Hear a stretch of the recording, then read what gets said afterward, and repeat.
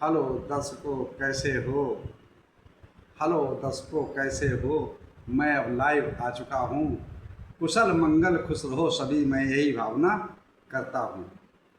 Follow subscribe करो न करो, फॉलो सब्सक्राइब करो न करो, ये तो आपकी मर्जी है। पर ध्यान लगाकर सुनते रहो, चित्त लगाकर सुनते रहो, बस यही हमारी अर्जी है। चलते हैं।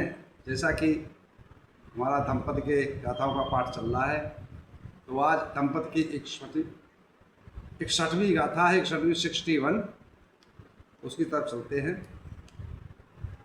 तो आप सभी लोग चित्त लगाकर सुनिए, मन लगाकर सुनिए, ध्यान लगाकर सुनिए, कान लगाकर सुनिए। 61वीं गाथा दंपति की, 61वीं गाथा दंपति की और बाल वग्ग की दूसरी है। 61वीं गाथा दंपति की और बाल वग्ग की दूसरी है। विद्वान पुरुष की संगत अच्छी और मूर्खों से दूरी जरूरी है। मूर्खों से दूरी बनाए रखना भी जरूरी है। ये इसका सार था संक्षेप रूप में। अब मैं डिटेल समझाता हूँ। ये किस समय की घटना है और कहाँ कैसे घटित हुई है, किस समय ये गाथा को तथागत शंभू ने भिक्षु संघ के समक्ष बोला है और समझाया है। तो चलते हैं धम्म चर्चा की तरफ, कथा की तरफ। एवं मे सुतंग एकं समयं महाकश्यप थेरा विहरति वेणुवने राजगृहे। ऐसा मैंने सुना, एक समय जो तथागत समक्षम के परम शिष्य थे महाकश्यप थे, वो राजगृह में विहार कर रहे थे, वर्षावास कर रहे थे। ये वही महाकाश्यप हैं जिसमें अंत समय तथागत समक्षम जब महापरिनिर्वाण लिया था और जब उनकी सैया को, उनकी अंत्येष्ट क्रिया को करने के लिए लाख कोशिशें की गई, लेकिन अग्नि प्रज्वलित नहीं हुई। जब 500 भिक्षुओं के साथ जब तक महाकाश्यप आ नहीं गए, भगवान बुद्ध के अंतिम दर्शन नहीं कर लिए, उनकी वंदना नहीं करी, तब तक अग्नि प्रज्वलित नहीं हुई थी। ये वही महाकाश्यप थे। तो ये वो महाकाश्यप जो थे, तो वहाँ वर्षावास में व्यतीत कर रहे थे। जंगल में अपना विहार था, अब उसमें घास फूस की झुग्गियाँ हुआ करती थी, झोपड़ियाँ हुआ करती थी, मड़ैयाँ हुआ करती थी, है ना, उसमें रहते थे। तो इनके 2 शिष्य थे और 2 शिष्य कहते थे, एक तो बहुत ही आज्ञाकारी, शीलों का पालन करने वाला, नियमों का पालन करने वाला, विनय का पालन करने वाला और समाधिष्ठ होकर के ध्यान भावना करके विपश्यना करके प्रज्ञा को जागृत करता था। और दूसरा जो था बिल्कुल इसके विपरीत था, वो उदंड टाइप का था।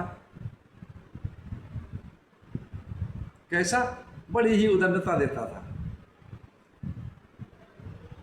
तो महाकाश्यप उसको समझाते थे कि भाई तू ऐसा मत कर, ऐसा मत कर, ये अच्छा नहीं है भिक्षु जीवन के लिए, और तुझे अपनी मुक्ति चाहिए, शांति चाहिए, दुखों से निवारणा चाहिए, छुटकारा चाहिए, निर्वाण प्राप्त करना है तो शील समाधि प्रज्ञा पर आरूढ़ हो। लेकिन उसका उस तरफ ध्यान नहीं जाता था। एक समय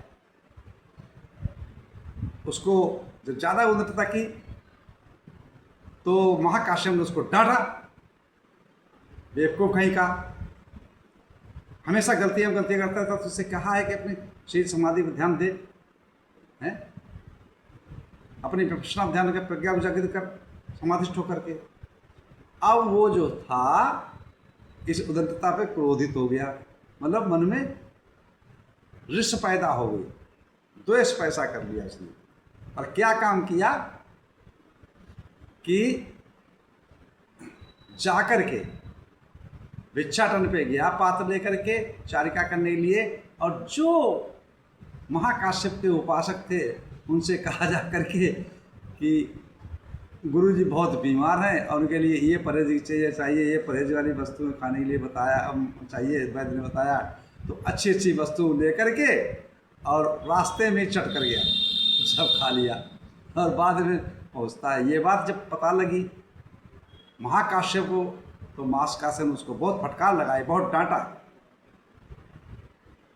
भिक्षु के ये जीवन नहीं होता, भिक्षु को ऐसा नहीं करना चाहिए। तो इसमें और क्रोधित हो गया। दूसरे दिन जैसे ही महाकाश्यप अपने परम शिष्य के साथ, जो आज्ञाकारी था, जो विनय चलने वाला था, सीलों पर चलने वाला था, समाधिष्ट रहने वाला था, उसके साथ चर्चा करने गए। और जो उदंड था उसने क्या काम किया, जाओ जाओ तुम जाओ भिक्षाटन करने के लिए। और ये तो गए भिक्षाचारिका पे। और उसने क्या काम किया कि जो झोपड़ी थी, जो बुद्ध विहार में मड़ैया रखी थी, जो झुग्गी रखी थी, उसमें लगा दी आग और सामान इधर उधर सब फेंक दिया। जब सामान इधर उधर फेंक दिया और महाकाश्यप और शिष्य वापस आया, देखा है, और वो तो अपना चला गया, बाहर निकल गया मिला ही नहीं सामने, देखा। तो ये चर्चा जो है कहाँ पहुँची, तथागत सम्मेशन बुद्ध जो थे वो श्रावस्ती के जेतमला नाम में बिहर रहे थे। तो भिक्षु संघ के कुछ भिक्षु संघ वहाँ से वहाँ तथागत सम्मेलन बुद्ध के पास गए हैं, जाते हैं दर्शन करने के लिए। जब वर्षावास समाप्त हो जाता तो आज भी नियम है कि जो भिक्षु कहीं भी वर्षावास करता है तो वर्षावास समाप्त होने के बाद में वो तीर्थाटन करता है। तीर्थों में जो 4 महातीर्थ बताए थे भगवान बुद्ध ने, लुम्बिनी जहाँ बुद्ध का जन्म हुआ, गया बुद्ध गया जहाँ तथागत सम्मेलन ने बोधि को प्राप्त किया, सारनाथ जहाँ प्रथम उपदेश दिया, और कुशीनारा जिसको कुशीनगर कहते हैं, जहाँ भगवान बुद्ध ने महापरिनिर्वाण प्राप्त किया। तो ये महातीर्थ स्थल बताए गए। और वैसे तो कई तीर्थ स्थल, 8 भी बताए गए तीर्थ स्थल, लेकिन 4 महा तीर्थ स्थल हैं। तो आज भी भिक्षु लोग इनके दर्शनार्थ जाते हैं वर्षावास समाप्त होने के पश्चात। तो कुछ भलते लोग वहाँ पहुँचे, तथागत सम्मेलन से बात कहा।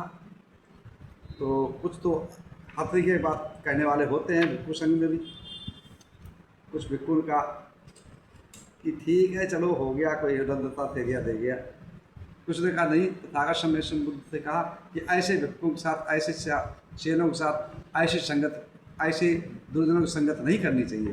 तो उसी समय तथागत सम्मेलन बुद्ध ने ये 61वीं गाथा, 61 गाथा बोली है। और क्या समझाया है, चरंचेनादिगच्छेय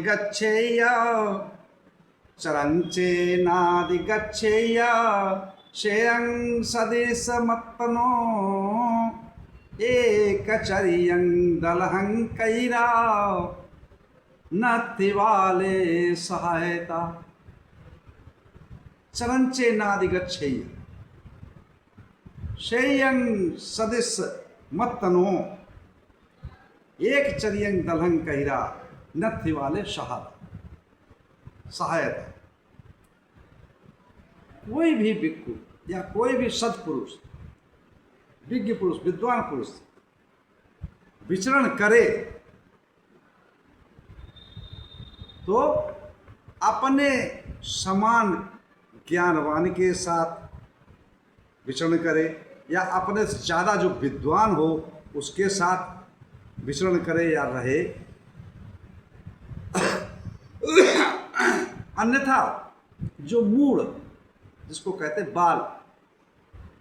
बाल बुद्धि, आदमी कहते हैं कि तो बालक है, गलतियां करते रहता, तो बाल कहा मूर्ख को, ये बाल वर्ग चल रहा है तो मूर्ख को कहा बाल, इसके अंदर अवज्ञा, अज्ञानता है, नासमझी है। तो ऐसे लोगों की संगत नहीं करना चाहिए। इससे तो अच्छा है कि वो अकेला ही विचरण करे, अकेला ही निवारण करे, अकेला ही विहार करे, चारिका करे। जैसे कहा भी है तथागत सम्यक बुद्ध ने महामंगल का सूत्र में कि पति रूप देशवासो च पुब्बे च कत पुण्यता अत्त सम्मा पनिधिचा एतंग मंगल मुक्तम।